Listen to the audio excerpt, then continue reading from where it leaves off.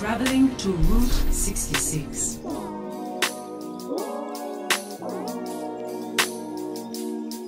I think the most balanced hero is McCree. Oh, like control point, man. Hey guys. What's up? What's up? So you guys are used to seeing gameplay where I'm doing really well in my matches. I purposefully don't upload gameplay I'm doing poorly in. Except today, I have an okay start in this game, but you see me, especially towards the end, really falling off. And I'll explain why a little later on. And of course, this is going to be a video where there are no absolute truths. Whenever I make a video talking about the most blank hero, it's always going to be a personal opinion.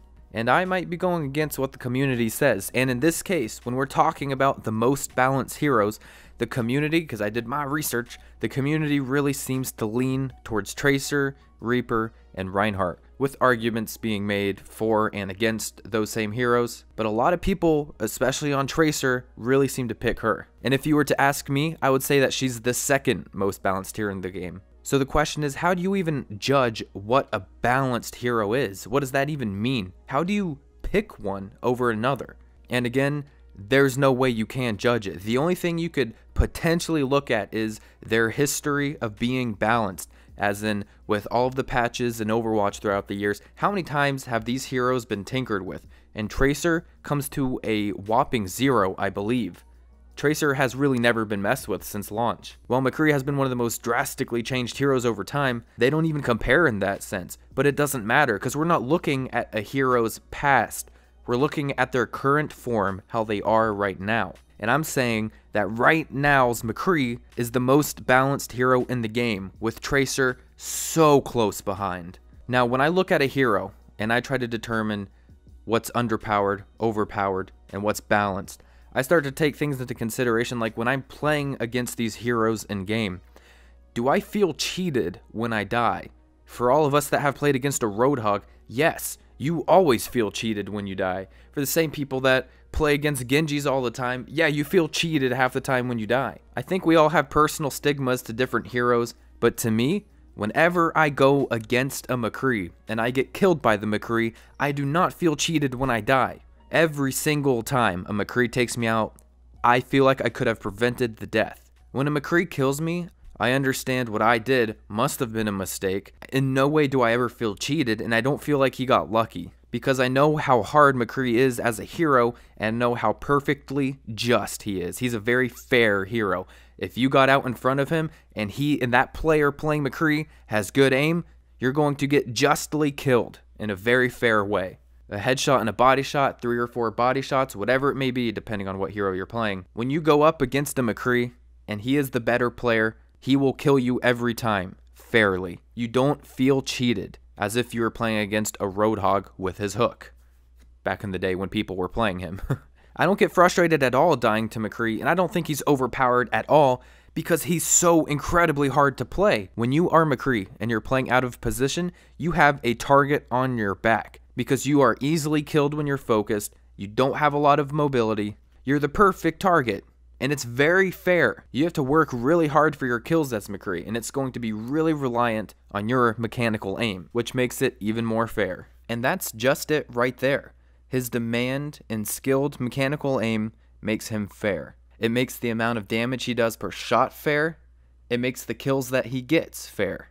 And it's really cool because I look at McCree as a hero that represents you, as in the player. And I feel like McCree is the best hero to just represent somebody's skill.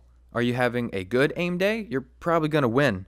Are you having a bad aim day? Like for me and this video, the gameplay with an okay start, but a terrible middle of the game and end of the game, yeah, most likely going to lose. And that's one of the biggest reasons why I feel he's so fair and balanced. Because with the fact that he has low mobility, but high damage per every shot, but the fact that if you want to hit a shot, you have to have a high skill ceiling with mechanical aim, it means all of the kills he gets are fair. It's balanced. You're never frustrated when you die to him, because you know how difficult it is to be a good McCree. As you see in this gameplay, I'm playing on my alt account to warm up, and I can usually see if I'm going to have a good aim day or bad aim day based off my 1 or 2 warm-up games. And with McCree being high in demand for mechanical aim, sometimes this will happen. You can.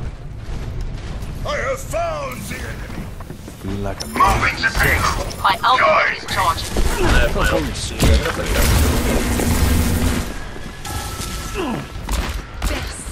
that. Yeah, that was the sound of me smashing my mouse. It's not like Pharah or Genji, where sometimes you just get free kills. Some of you guys might take me saying that as in I'm meaning that they take no skill. That's not at all what I'm, especially with Genji. You think I'm going to say Genji takes no skill? Because knowledge and game sense are 70% of what wins these games. But just in the fact of close enough type of abilities, like with Pharah, there's a lot of splash damage. With Genji, you can kind of just dash near the opponents and you can get some of the kills that way. Ever since they changed McCree so that he was no longer a sniper, backstory for those of you who don't know, McCree's damage range used to be incredibly far, to the point where you could outsnipe a Widow at long distance almost every time if you had good aim. But of course they nerfed that a long time ago. But ever since they brought McCree to where he is now, I felt like he was the most balanced hero. And just straight up, I'm never frustrated when I died to him.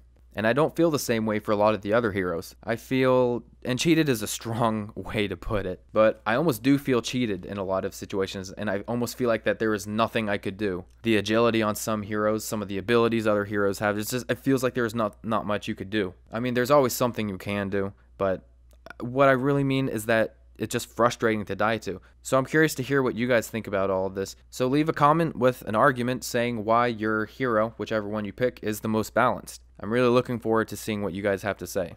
And I hope you guys all have a great rest of the night. Take care, everybody. See ya.